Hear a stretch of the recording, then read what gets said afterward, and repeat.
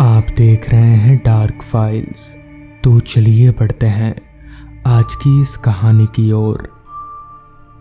रात का वक्त था। रघु ऊपर अपने कमरे में सो रहा था कि जब अचानक उसके घर के दरवाज़ा जोर जोर से खटखटाने की आवाज़ आने लगी। रघु चौंक कर उठ बैठा। उसका दिल जोरों से धड़क रहा था। ऐसा लग रहा था जैसे अभी निकलकर उसके हाथ में आ जाएगा। रघु कांपते हुए बिस्तर से नीचे उतरा और धीमे धीमे कदमों से नीचे दरवाजे की तरफ जाने लगा।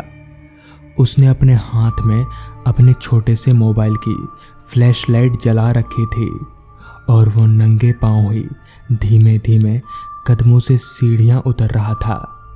लेकिन दरवाज़ा थपथपाने की आवाज़ बंद नहीं हो रही थी।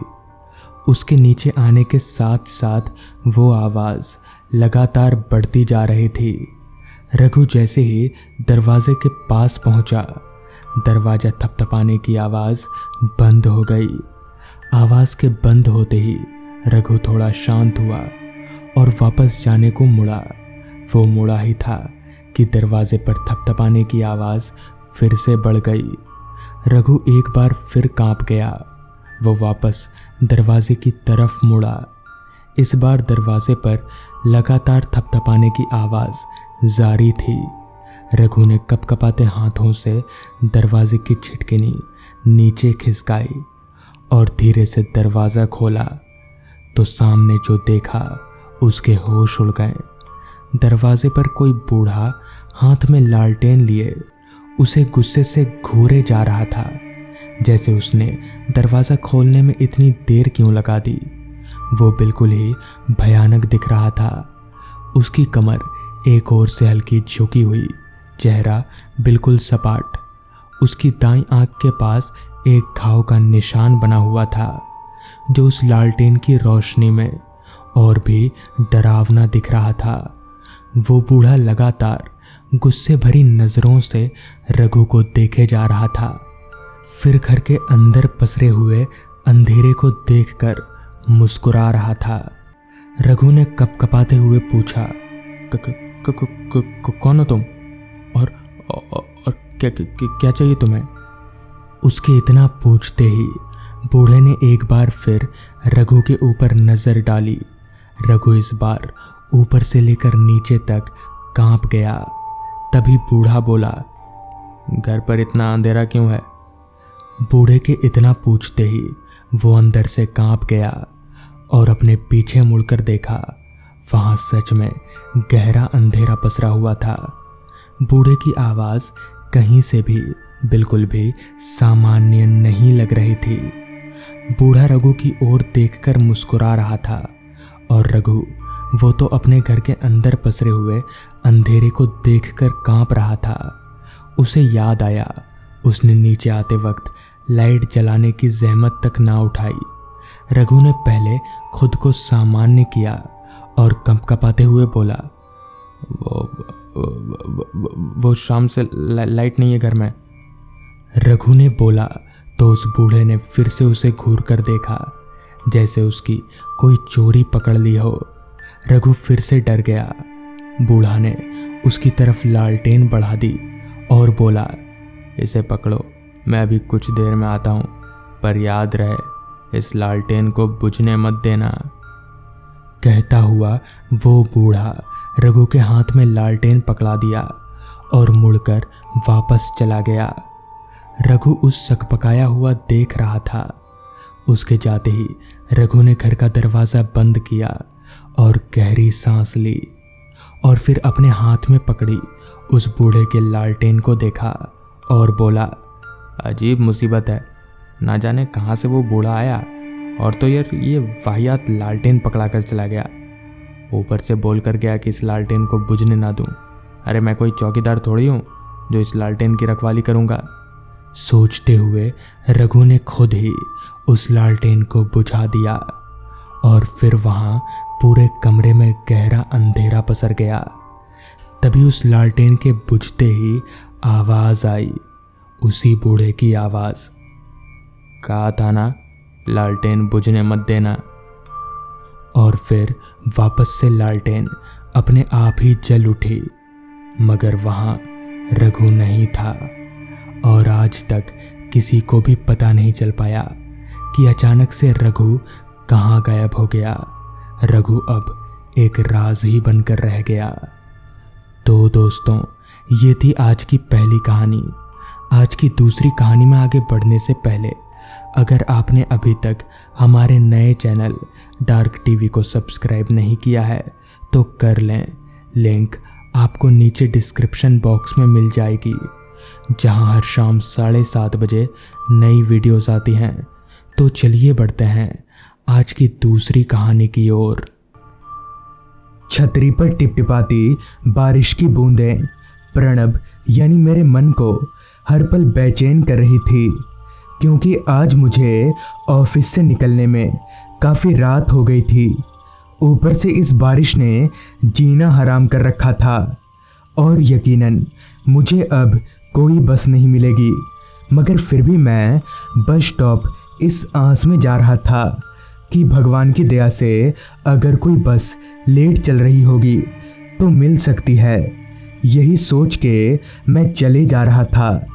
रास्ते पर मेरे अलावा दूर दूर तक कोई इंसान नहीं था, बस खामोशी और सन्नाटा। कुछ देर चलने के बाद मैं बस स्टॉप पर पहुंचा, लेकिन वहां पर भी खामोशी ने मेरा पीछा नहीं छोड़ा। खैर, बस स्टॉप में लगी बेंच पर मैंने अपना गीला छाता रखा और खुद भी बैठ गया। अभी मुझे वहां बैठे हुए 10-15 मिनट बीते ही थे कि तभी मेरा ध्यान एक चीज पर गया। वैसे तो आम तौर पर रात होने के बावजूद भी ये रास्ता लोगों से भरा हुआ ही रहता है, तो फिर आज खाली क्यों है? हो सकता है बारिश की वजह से ऐसा हो। यही सोचकर मैंने उतना दिमाग नहीं लगाया। बेंच पर बैठे बैठे ही मैं आसमान में देखने की कोशिश कर ही रहा था कि तभी किसी ने मेरे कंधे पर हाथ रखा। मैंने पलटकर देखा तो मेरे ऑफिस का दोस्त मयंक था। मैंने चौंकते हुए मयंक से कहा, मयंक, तू कहाँ था? तू इतने दिनों से, और तेरा फ़ोन कहाँ है? तेरा इतनी बार तुझे फ़ोन किया लेकिन तू फ़ोन ही नहीं लग रहा था तेरा। सब ठीक तो है ना? मेरे इतने सारे सवालों का जवाब मयंक ने सिर्फ ये कहकर दिया, ठीक हूँ। इस पर मैं बोला, यार ठीक हूँ, तेरे चेहरे से तो लग नहीं रहा। बैठ, बता क्या बात है। अभी मैंने इतना कहा ही था कि तभी एक बड़ी सी गाड़ी की हॉर्न सुनाई दी। जब मैंने उस आवाज़ की ओर मुड़कर देखा तो मैं हैरान रह गया, क्योंकि एक तेज रफ्तार बस हमारी ओर ही चली आ रही थी। तभी मयंक बोला, बस में चल, सब बताता हूँ। मयंक के इतना बोलते ही बस रुकी और हम दोनों बस में चढ़ने लगे। मेरे और मयंक के अलावा बस में तीसरा कोई पैसेंजर नहीं था। खैर, मैं और मयंक एक ही सीट पर बैठ गए। साथ ही साथ मैंने कहा, बोल क्या हुआ? इस पर मयंक ने बताना शुरू किया। बात कुछ दिन पहले की है। उस दिन मैं तेरी ही तरह ऑफिस से लेट निकला था। चलते चलते मैं बस स्टॉप पर पहुंचा। हालांकि बस मिलने की उम्मीद ना के बराबर थी, मगर फिर भी मैं बस स्टॉप पर जाकर बैठ गया। रात बहुत हो चुकी थी और रास्ते पर कोई गाड़ी नज़र नहीं आ रही थी जिससे मैं लिफ्ट मांग सकूं। तभी मुझे एक हॉर्न मारती हुई एक बस आती दिखी। उस बस को देखकर मुझे काफ़ी हैरानी हुई, मगर मेरे पास और कोई चारा भी नहीं था, लिहाजा मैं उस बस में चढ़ गया। लेकिन अजीब बात तो ये थी कि मेरे अलावा बस में और कोई पैसेंजर नहीं था। खैर, मैं एक सीट पर जाकर बैठ गया। बस काफ़ी रफ्तार में रास्ते पर दौड़े जा रही थी, लेकिन अजीब बात तो ये थी, पूरा का पूरा रास्ता खाली होने के बावजूद भी पता नहीं क्यों ड्राइवर बार बार हॉर्न मारे जा रहा था और बस को भी बहुत तेज़ी से चला रहा था। अभी मैं सीट पर बैठे बैठे हॉर्न की आवाज़ को बर्दाश्त कर ही रहा था। तभी मुझे ये एहसास हुआ कि इतनी तेज बस चलने के बावजूद भी बस के भीतर ज़रा भी हवा नहीं आ रही, जबकि बस की सारी खिड़कियां खुली हुई थी। मुझे कुछ समझ नहीं आ रहा था कि आखिर ऐसा क्यों हो रहा है।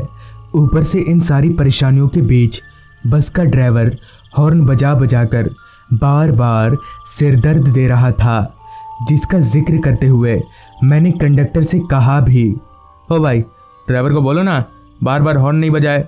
लेकिन इस पर कंडक्टर ने कोई जवाब नहीं दिया। कंडक्टर किसी भूत की तरह चुपचाप दरवाजे पर ही खड़ा रहा। मैंने एक दो बार और कंडक्टर को आवाज़ लगाया, मगर मेरी बात सुनकर भी उसने अनसुनी कर दी। फिर मैंने भी कुछ नहीं बोला और आंख बंद करके सीट पर ही पड़ा रहा।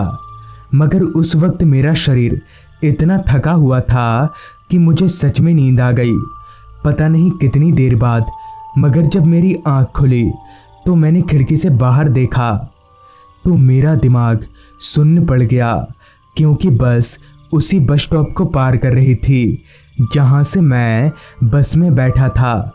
मैं कंडक्टर पर चिल्लाने के लिए अभी मुड़ा ही था, तभी मैंने देखा कि थोड़ी देर पहले तक जो बस बिल्कुल खाली जा रही थी वो अब लोगों से खचाखच भरी पड़ी है। वो सभी पैसेंजर एकटक मुझे ही देखे जा रहे थे। मुझे थोड़ा अजीब तो लगा, मगर इसी बीच जब मैंने उन लोगों को ध्यान से देखा तो उनका शरीर पानी से चपचप गीला था। पर कैसे? क्योंकि उस वक्त जरा भी बारिश नहीं हो रही थी और बस में भीगने का तो कोई मतलब ही नहीं बनता। उन सभी लोगों की आंखों में एक अजीब सी चमक थी, जैसे उनके आंखों की जगह लाल रंग की बत्तियां चमक रही हो। अभी मैं उन लोगों को देख ही रहा था कि तभी अचानक से बस को एक झटका लगा और बस पुल से नीचे पानी में जा गिरी। मयंक की सारी बात सुनकर मैं जोर जोर से हंसने लगा और बोला, वाह क्या कहानी है, क्या अच्छा है, मगर फिर तू बचा कैसे?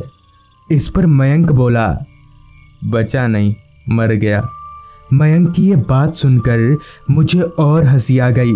अच्छा, अब तो तू आत्मा बन गया होगा। एक काम करना, मुझे भी उस बस में ले चल, मैं भी मिल लूँगा तेरे उस भूतों से।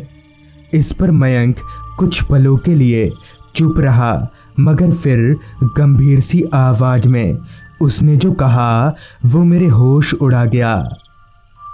जाने की कोई ज़रूरत नहीं है, तू उसी बस में बैठा हुआ है।